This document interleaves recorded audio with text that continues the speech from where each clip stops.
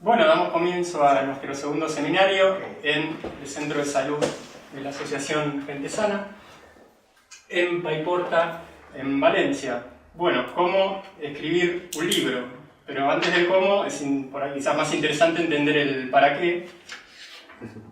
¿Para qué o por qué? ¿No? El por qué, el para qué, como les decía en relación a la organización personal, entender el por qué, el para qué en dos direcciones. Porque resulta que es quizás mucho más profundo de lo que nos pudiéramos imaginar.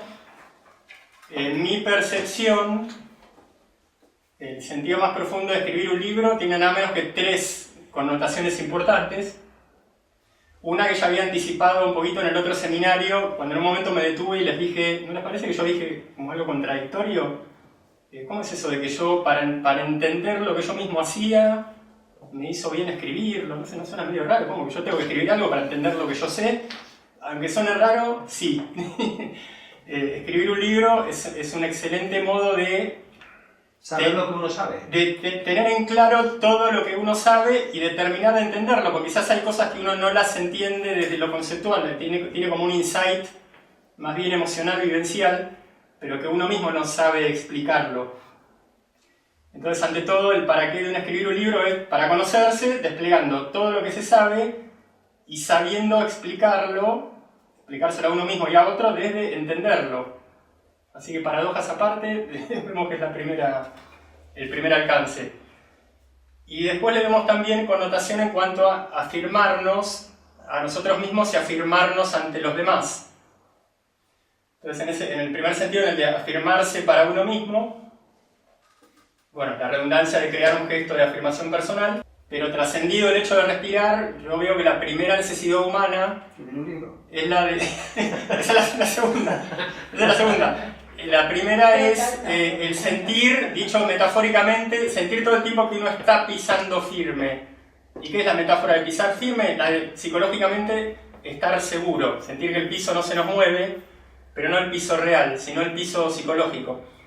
Entonces, todo lo que sea hacer gestos para afirmar nuestra seguridad y confianza en el mundo, creemos que es positivo y un libro es un buen gesto de afirmación. Dentro de este campo del afirmarse para uno mismo, un apoyo conceptual para la tarea que se despliegue, ni hablar si uno es docente o es profesor o es terapeuta, un apoyo conceptual fuerte, desde donde sacar material para explicarse a uno mismo, explicarle al otro. Y a la vez es un material básico que puede replicarse en más libros. Yo me acuerdo que cuando puse esta frase había puesto la palabra fractal, que tenía buena intención, pero sabe lo que es fractal, ¿no? Fractal es todo aquello que se replica por la repetición infinita de la misma cosa. Entonces es como que decir un libro es un material fractal no pega mucho, porque en realidad sería que el mismo libro se repita.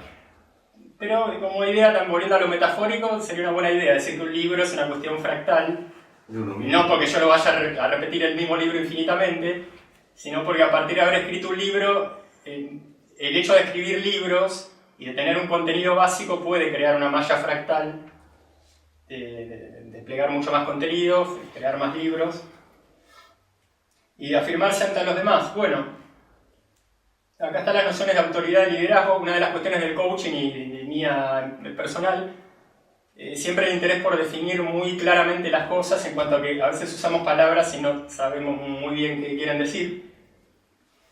Entonces, un gesto de autoridad, liderazgo. Liderazgo es todo lo que tenga que ver con llevar a otros, ya un poquito lo mencionamos con el cuadrante de liderazgo de organización personal, pero técnicamente en realidad liderazgo es llevar a otros desde una cualidad de autoridad real. ¿Y qué es tener una cualidad de autoridad real? La capacidad genuina, real, de dos cosas, de educar y de mandar. Entonces el proceso completo sería, como tengo una autoridad genuina, estoy preparado para mandar y para educar, desde el lado del bien positivo, puedo ejercerla llevando a otros. Entonces paso a la autoridad, la vuelco a la vida real, ejerciendo el liderazgo. Y bueno, un libro, desde ese punto de vista, es un gesto de autoridad y de liderazgo, las dos cosas. Porque se supone que si en un libro despliego algo positivo, que va a ser básicamente lo que despliegue, mis condiciones para educar, para mandar y para ser líder.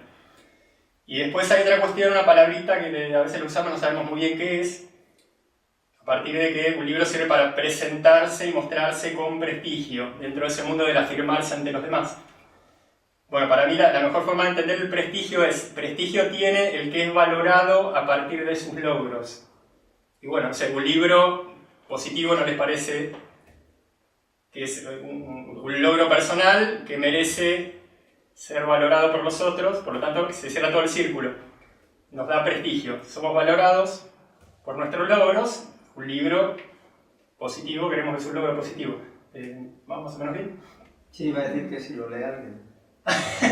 Por supuesto. Aparte de ti. Bueno, como hacíamos antes, un raconto rápido de tanto los ítems que yo les puse en la hoja de presentación como de los míos de planificación. Los líderes escriben el libro, un poquito lo acabamos de explicar. Ya los detalles técnicos del proceso, elegir un tema, formas de despliegue, proceso de brainstorming, que es el recurso principal, no el obligado, pero es el recurso principal para cuando uno tiene que resolver cómo genero contenidos. Hay un proceso generador de contenidos que se llama brainstorming. ¿A alguno le suena la palabrita? ¿Sí? Sí.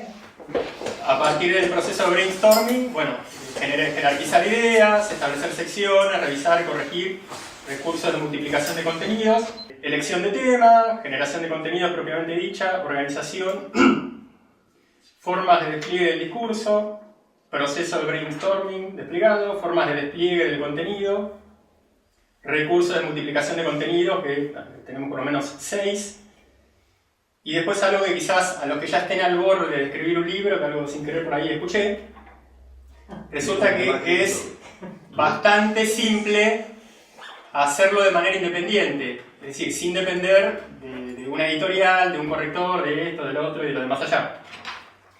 ¿Por? Y yo, vas a explicarlo, perdón. y voy a hacer la muestra material. Estos son dos libros físicos, en realidad a nivel de contenido es uno solo, míos, es el libro de mi método de coaching integral, de educación humana, coaching integral.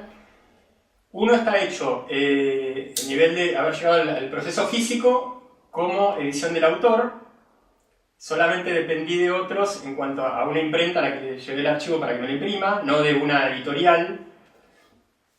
Yo hice el registro de derecho de autor, hice lo que se llama el ISBN, que es el registro dentro del Código Internacional de Libro. Hice registro en, ¿cómo le llaman aquí? Propiedad intelectual en Valencia, mi difusión, mi venta o mi regalar o lo que fuere. Y hay otro método que, aunque parezca que no es independiente, es bastante independiente y es bastante práctico, que es editar por lulu.com. ¿Por? Lulu.com. ¿Qué es lo que hace lulu.com? Es muy interesante y esto le digo que me lo haya enseñado Gabriel Silva, que él vende todos sus libros por lulu.com. Lulu.com lo que hace es que uno no le da libros físicos, sino que uno lo que hace es darle el archivo completo, incluyendo las diagramaciones, las tapas, y ya tienen que estar los registros, código de barras y todo. Y cuando uno compra un libro por lulu.com, en realidad lo que uno está haciendo es una orden de impresión. ¿Se entiende, no? Entonces uno puede ser un bestseller de lo mejor, vender 30.000 libros por mes, despreocupándose en absoluto de la producción física del libro, porque a Lulu le entrega el archivo y cada uno que compra lo que está haciendo es un encargo de impresión a lulu.com. Y bueno, yo sé cómo se hacen las dos cosas, cómo hacer el proceso integral desde ser editor independiente, o decir, cómo hacer una edición del autor, lo cual incluye saber mínimamente hacer un diseño gráfico, diseñar una tapa, cosas no muy complicadas, y el archivo de diagramación del libro propiamente dicho. Y también sé cómo explicar el proceso de venta de libros por lulu.com. ¿Ese te lo envió Lulu? Este me lo envió Lulu, porque lulu.com tiene un sistema por el cual, una vez que uno le manda todos los archivos bien corregidos, con las pautas de ellos, que no son tan simples, Lulu exige que uno compre una prueba de impresión al costo, lo cual está muy bien, porque quiere decir que la prueba de impresión que recibe el autor es el modelo de lo que van a recibir los compradores. Y ese es el modelo que van a recibir. Y esto es lo que me imprimió Lulú, no salió, especialmente las impresiones de tapa con la, ¿cómo se dice?, con la fidelidad, con la nitidez que yo quería, pero salió bastante decente. Sí. Y yo quedé un poquito más conforme con este, que me lo hizo una imprenta. Pero fuera de que, a ver, esto no salió con una nitidez perfecta, salió con una nitidez bastante decente, la tapa también. El logo del lomo, en la imprenta particular de Valencia, que lo hicieron perfecto, de la calle Jesús, ahí de Valencia. Y lo de lulu.com, quizás por algún error mío, salió con un poquito de, con no demasiada nitidez el texto. Pero bueno, bastante bien, y de la impresión gráfica no puedo decir nada. Entonces, aparte de brindarles modelos, o sea, modelos personales que funcionan, de cómo escribir un libro, a profundo sentido de la palabra, también los puedo orientar en cómo hacer una edición del autor y en cuanto a cómo vender un libro por lulu.com. Elección de tema. Bueno, quizás esto es un poquito básico, pero si yo quiero escribir un libro, tengo dos formas de elegir tema. A partir del interés por lo que yo mismo sepa, o a partir del interés en cuanto a lo que no sepa y deba investigar. Generación de contenidos, 3 propuestas, desde lo que yo sé, un poquito volvemos a lo anterior, elaborarlo, desplegarlo y recortarlo, desde lo que no sé, investigarlo, y acá ya entramos en la aplicación de la cuestión de lo integral. ¿Cuál sería un criterio integral si yo acabo de plantear dos pautas unilaterales, desde lo que sé, desde lo que no sé? Combinar las dos, combinar lo que sé con lo que no sé. Parece muy obvio, pero nunca está de más decirlo. 7 ideas sobre organización de contenidos. Es un orden esto: reunir material, organizarlo, seleccionarlo, optimizarlo. Optimizar es llevar algo a su mejor versión. Optimizarlo desde corregir o complementar. 5.º punto, revisión general. Perdona, seleccionar, ordenar, optimizar, he dejado algo. Reunir material, el primero. Organizarlo, el segundo. Seleccionarlo, tercero.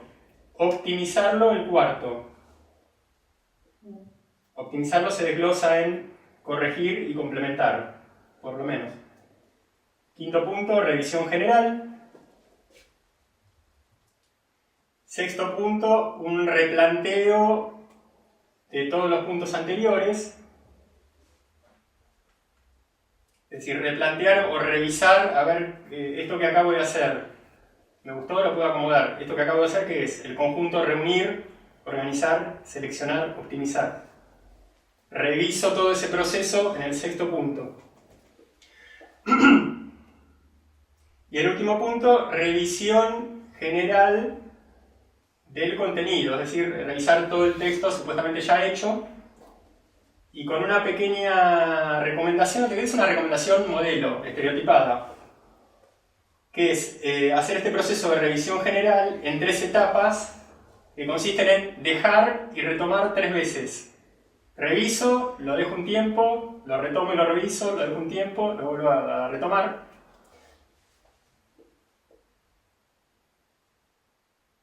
Vieron que, así como en escribir un libro, como en cualquier orden de la vida, a veces las personas tienden al replanteo infinito. Bueno, es bueno ponerse pautas como para que los replanteos infinitos en un momento se corten. Ahora me vuelvo a dar el tema, la cuestión de la pareja. Y para eso son muy buenos los plazos, para eso son muy buenas las alarmas, cuando empiezo, cuando termino, y obedecerles. Último punto de organización de contenidos, corrección final, estructural, gramatical, semántica. Una vez un profesor de música, en relación a un tema particular, dijo algo que a mí me quedó grabado para todo, me sirvió para todo. El tipo dijo, a veces uno ve lo que quiere ver y pasan cosas terribles. Yo me quedo grabado a fuego porque no hay nada para que no sirva. A veces uno ve lo que quiere ver y pasan cosas terribles. ¿Y qué tiene que ver esto con la revisión de un libro? Y que a veces uno está revisando lo que uno mismo produjo y hay errores que uno no los ve. Le falta una H, la H no suena, parece que no es muy grave, pero si la H no suena, pues se escribe. Entonces, desde ese punto de vista, a veces es bueno que otro lea lo que uno escribió, porque a veces uno ve lo que quiere ver y pasan cosas terribles. ¿Qué quiere decir forma de despliegue del discurso? ¿Cómo lo voy a contar? Hay muchas formas de contar algo. Acá tenemos varias propuestas dentro de forma de despliegue, que quiere decir cómo lo voy a contar.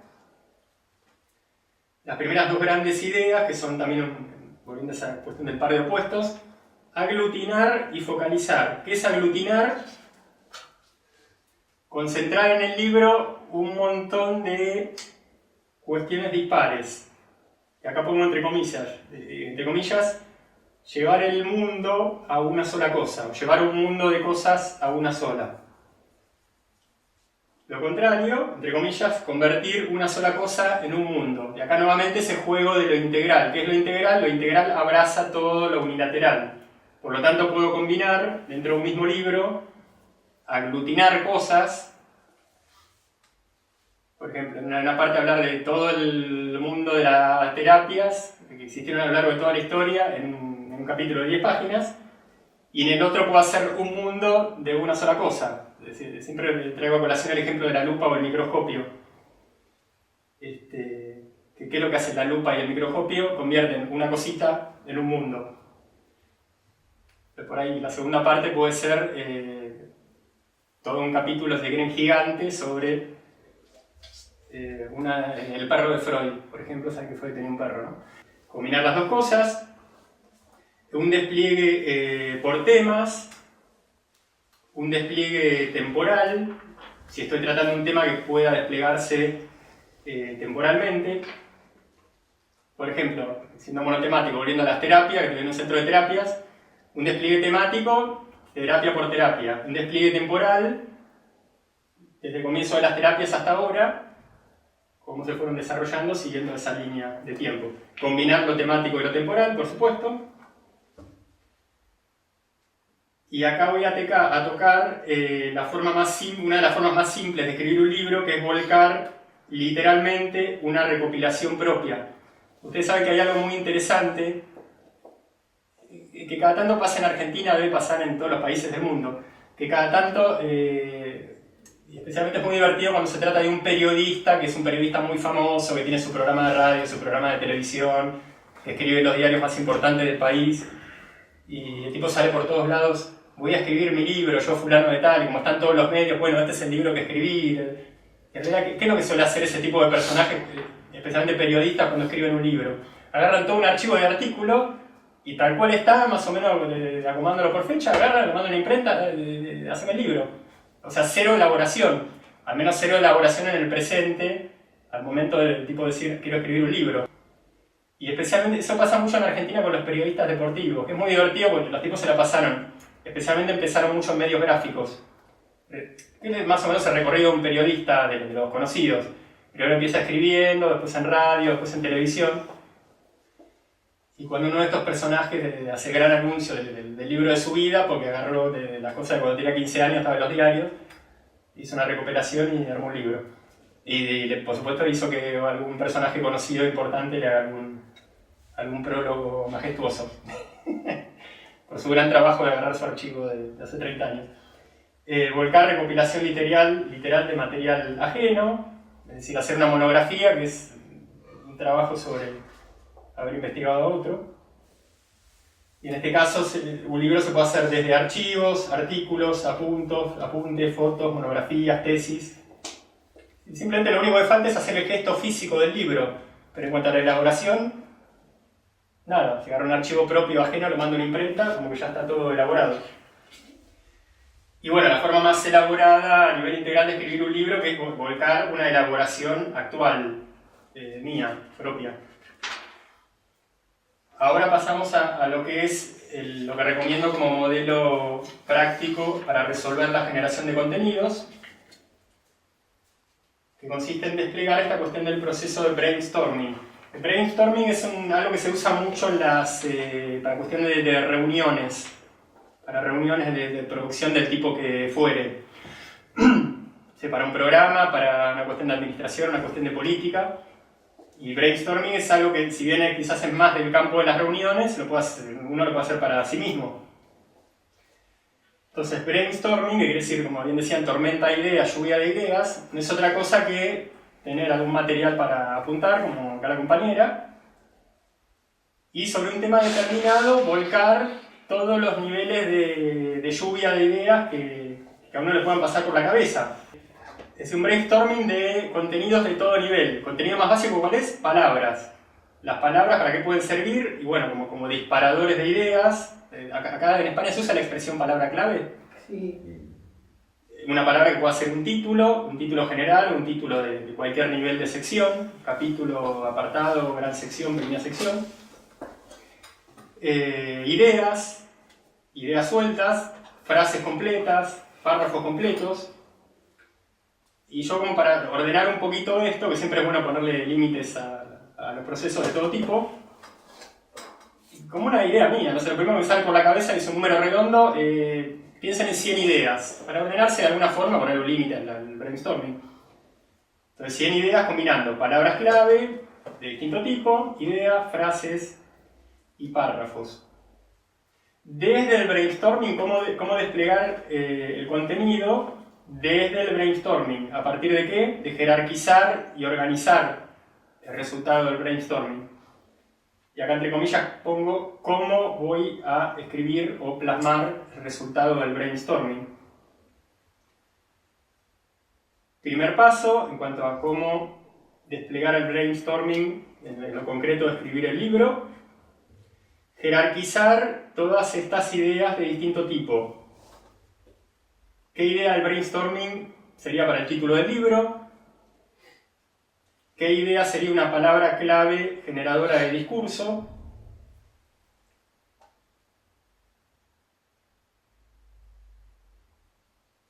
Ya en cuanto a nivel de discurso, es decir, el discurso en sentido general es un mensaje medianamente largo que excede una palabra, mensaje medianamente largo, medianamente organizado. A nivel de discurso, ¿qué puedo derivar? En frase, bueno, si es que estoy tomando algo del brainstorming que no fue una frase completa, porque puede serlo, ¿qué puedo derivar? En frase, que ya es una unidad completa de discurso, en párrafo, en una unidad más extensa de texto, que implique varios párrafos, o en una sección.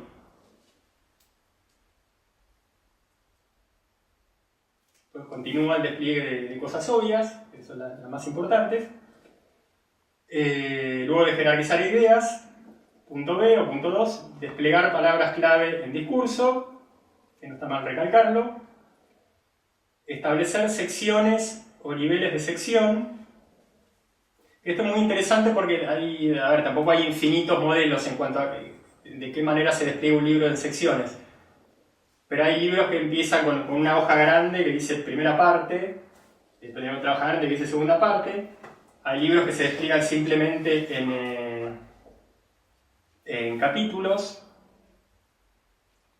Hay otros que tienen capítulos y a la vez tienen títulos que podríamos llamar apartado. Eso técnicamente creo que no tiene ningún nombre más que el que uno le quiera asignar, una subdivisión de capítulos, un apartado. Yo escribo de esa forma con todo lo que les acabo de decir. Con parte, capítulo, apartado, epílogo, apéndice. Entonces establecer secciones y niveles de sección, los que uno quiera. Después está el famoso ejemplo del Ulises de James Joyce. ¿Saben cómo se escribió? El Ulises es una novela del escritor creo inglés James Joyce, que está escrito de una sola tirada, sin ninguna subdivisión de sección ni de nada, y a la vez sin ningún signo de puntuación. El único signo de puntuación que tiene es el punto final del final. Ulises de James Joyce. Es una especie de libro broma en cuanto a eso, ¿no? En cuanto al contenido. Pero bueno, el tipo como queriendo decir, bueno, el signo de puntuación que lo ponga el lector, yo no pongo ninguno. O sea, el libro es como una oración infinita. No tiene nada, empieza y punto final. ¿Te lo has leído? No. Sé que es así. ¿Y de qué trata? No lo leí. Ulises a mí me remite a un personaje mitológico griego, supongo que tendría que ver con el famoso Ulises. ¿Pero tiene que ver con él o no? Creo que sí. La curiosidad. Me quedó más presente que cómo está hecho el Ulises de James Joyce, pero estoy seguro que es sobre el personaje griego. Y después, a mí me divertía algo sobre lo que después escribí algo en broma. al menos hace unos cuantos años, al punto que era una colección de libros de mi papá que tiene 81 años, estaba la colección de los clásicos Jackson. Se leía mucho y era común que la gente se comprara directamente en una biblioteca. Hasta que venían, no solo venían los 40 o 50 libros, venía el mueble también. Y papá de chico, que después lo tuvo en mi casa, tenía la colección de los clásicos Jackson, que eran unos 40 libros de obras clásicas, y también con la biblioteca. Entonces obviamente estaba el Quijote, literatura griega, tragedia, comedia, Shakespeare, todo lo clásico. Y me acuerdo que cada libro de los clásicos Jackson, que eran todos así, tenía un estudio preliminar.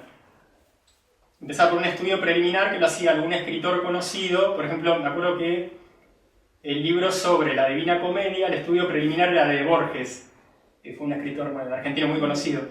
Y yo hace mucho escribí una cosa en broma, diciendo que yo era del departamento de estudios preliminares de no sé qué editorial, haciendo una broma lo de los clásicos Jackson, que empezaba por estudio preliminar. Yo departamento de estudios preliminares de establecer secciones, niveles de sección, organizar contenidos a partir de cada nivel de sección que establecí. ¿Se entiende eso, no? Pero yo primero definí, voy a tener parte 1, parte 2. Parte 1, tantos capítulos o solamente capítulos. Dentro de los capítulos voy a tener tal apartado. Una vez que hice eso, reacomodar los contenidos en cada nivel de sección establecido por mí. Y luego, como trabajo de revisión final, que siempre es lo más recomendable, lo particular para empezar y para promediar, y lo general para el final, completar todos los contenidos necesarios de todos los niveles, bueno, en una revisión general final. Una cuestión interesante que es recursos de multiplicación de contenidos. Los tres primeros son de música, creo que les comenté lo primero que estudié es música. Y dentro de la música clásica hay un tipo de obra que se le llama tema con variaciones. No sé si escucharon. No importa, es un recurso común de la música clásica. A veces para piano, a veces pasa en orquesta, que es que el compositor, y todos los compositores clásicos lo hicieron, Beethoven, Mozart y otros, a veces hicieron una obra a partir de una sola frase musical, repetirla muchas veces pero modificándola de manera que se note que sea la misma, pero se note que es distinta. Y a eso se le llama música variación. Y hay un conjunto triple de recursos para multiplicar contenidos en composición musical, que son repetición, oposición y variación. Entonces, ¿cómo quiero multiplicar el contenido? Por ejemplo, un libro completo, o un párrafo o algo de esto. Bueno, repitiéndolo de forma variada, o poniéndolo... Como lo de Ravel. Sí. Bueno, eso es muy interesante, es un ejercicio de variación permanente, de la misma melodía, siempre reconocible pero siempre distinta. Repetición, oposición, variación. Volvemos a esta cuestión de aglutinar. Ya tengo un contenido básico, quiero hacer otro libro o otra sección grande de texto. Ver de qué manera aglutino todo lo que ya escribí en un solo tema, o al revés, en sentido divergente. Esa cuestión de convertir un mundo en una cosa, convertir una cosa en un mundo, ¿no se acuerdan? La de la lupa o el microscopio, o hacer esto. Y después hay un recurso muy interesante, que es una cuestión tonta de las matemáticas y que está en todas las calculadoras, o en casi todas. ¿Vieron que en las calculadoras hay una tecla con un signo de exclamación? Tiene que ser al menos científica. No, científica básica. Todos en nuestra vida vimos alguna vez una calculadora científica. Son las que, aparte de más, menos, igual, multiplicar, dividir, tiene raíz cuadrada. ¿Para qué sirve eso? Bueno, resulta que el factorial es un recurso matemático que nos combina todas las posibilidades de orden dentro de una cifra. Y esto que suena chino, ahora van a entender de qué se trata. Lo vamos a tomar para cómo combinar, todas las formas posibles de combinar tres cosas iguales. ¿Les gustan las manzanas? Manzanas. Bueno, si yo tengo 3 manzanas, el factorial de 3 manzanas, es decir, ¿qué posibilidades de combinación tengo de 3 manzanas? Son 7. ¿Por qué? Tengo 3 elementos. Entonces vamos a pasar a explicar. La primera manzana sola, la segunda sola, la tercera sola. 3 posibilidades. La primera con la segunda, 4. La primera con la tercera, 5. la segunda con la tercera 6, la primera, segunda y la tercera junta 7. Y es muy interesante como una de las formas de entender la infinitud de la vida es con esta tontería del factorial. Porque cuando uno, fíjense, el 13 fue a 7. Pero no expliques 4 o 5 cifras porque si no... Claro, pero a eso voy. El factorial es muy interesante para eso, para entender cómo un recurso tan simple me puede dar un montón de posibilidades y para entender la infinitud del universo a partir de que en cuanto más variables suba, las posibilidades de combinación hacen así. Y además las variables, porque se entiende lo que quiero decir, ¿no? O sea, yo estoy planteando, en cuanto a las manzanas, simplemente las posibilidades de combinación, pero sin ninguna otra variable que sea que las manzanas se combinen así como están. Pero ¿qué pasa si yo te digo factorial de 3 manzanas, pero además incluyendo que una pueda ser roja, la otra verde y la otra amarilla, que una pueda ser chica, la otra grande y la otra mediana, que una pueda ser argentina, la otra japonesa, la otra hawaiana? Y el factorial de 3 manzanas se puede convertir en 20.000. Entonces acá les estoy regalando un poco un recurso muy simple para cómo multiplicar elementos combinándolos de distintas formas. Y como te repito también, el factorial sirve para entender un poco la infinitud del universo. En realidad el universo no es otra cosa que un despliegue de factorial a partir de miles de combinaciones. Si a uno le parece que es infinito, y en realidad si uno le metiera más variables no se acabaría nunca. Y no se acaba. Bueno, porque el universo es despliegue de factorial. No se acaba nunca. Sí, sí. ¿Sigue la prosperidad y dinero? Eso viene después. Pero está claro lo del factorial en los dos sentidos, que es un recurso tonto para generar más y a la vez un recurso nada tonto para entender por qué el universo es tan variado. Porque el universo lo que hace es aplica el botón de factorial a las miles de variables que hay. Y otra cuestión para entender cómo puede ser que haya millones de coches y que los coches simplemente tengan acá le dicen patente, un código de 6 variables. Claro, porque resulta que cuando uno hace un código alfanumérico, si yo te pongo, ponele un código mezclando, como hacen en los automóviles, 3 letras con 3 números, cada letra tiene 27 posibilidades. Entonces 27 por 27 por 27 y a ver cada número por 10. Más 10.000. Claro, y aparte, ¿qué pasa si mayúscula y minúscula? Es otra variable más. No, pero son 4 cifras, 27 por 27 por 27 por 9.999. Claro. 00 son 10.000.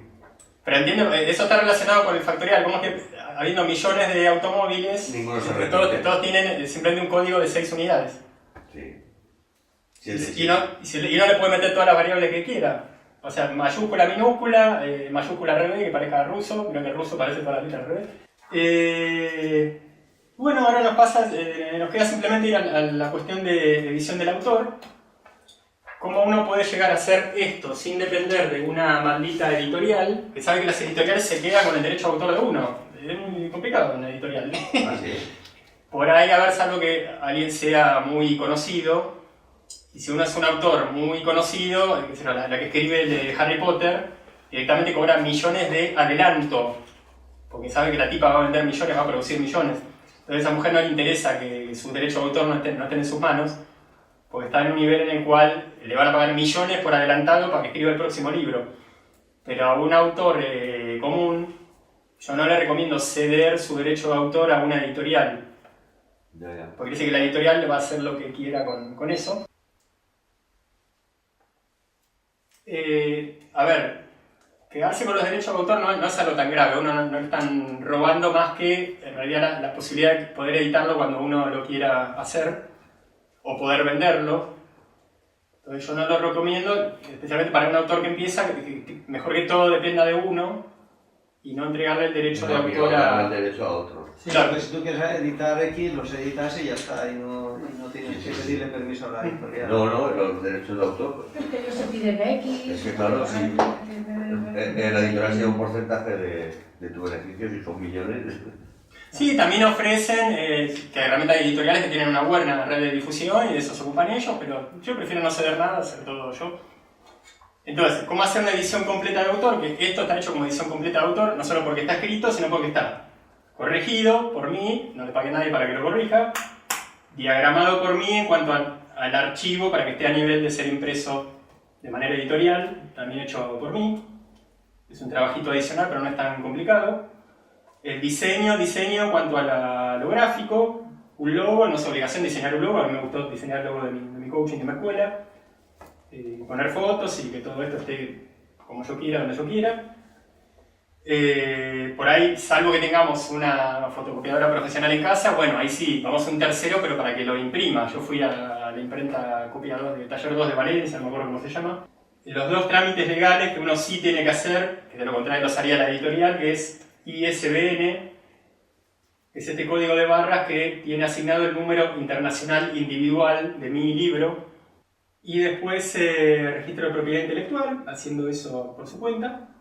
Y bueno, por si hace falta aclarar, la difusión se hace todo uno, la difusión se la hace uno también.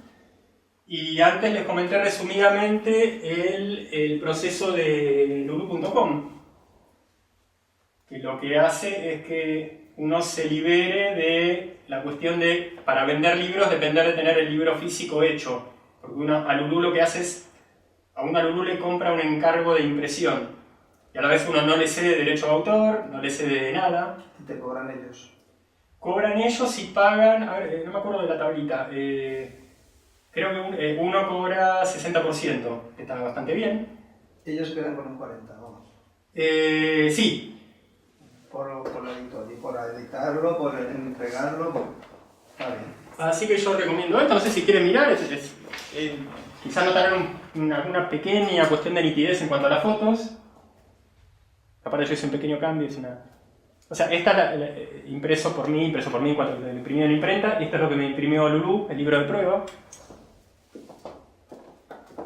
Es una pequeñita cuestión de nitidez nomás en cuanto a las fotos de la contratapa. ¿Cómo se lee el apellido? Senra. Senra, sí.